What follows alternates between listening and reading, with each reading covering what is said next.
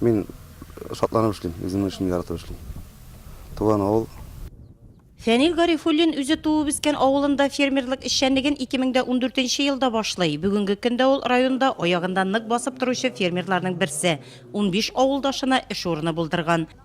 Фәнил ферманы ачкач барыбер авылны килеп кергән, ничектер авыл яшәгән кебек, тормыш барган кебек. Молодцылар. Менә хәзер яңадан Чулпан каз фермасы ачты. Ул тоже киләчәккә барыбер ни өмет бар дигән сүз, авыл яши дигән сүз. Трактористлар эшли, алар бөтен сөйдә ятырлар иде.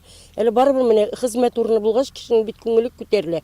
Яшәүнең мәгънәсе була. Ай сайын зарплатасын биреп бара, молодцы. Бенкинде биздин хуҗалыкта 60 баш савым сыйыры. Тонна 200 савабыз. Быел мен 10 миллион грант тоттым. Ол биздин өчен бик зур помощь. Менә исәпләп торабыз.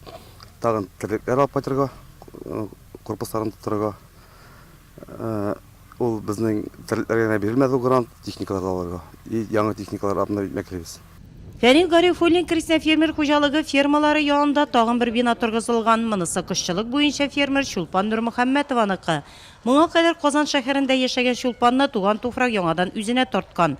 Балачактан әти-әнисе хуҗалыгында казлар асраганнар. Шуңа да бу эш аның өчен гадәти. Эшне яңа башлап җибәрүче фермер быел грантка ия булган.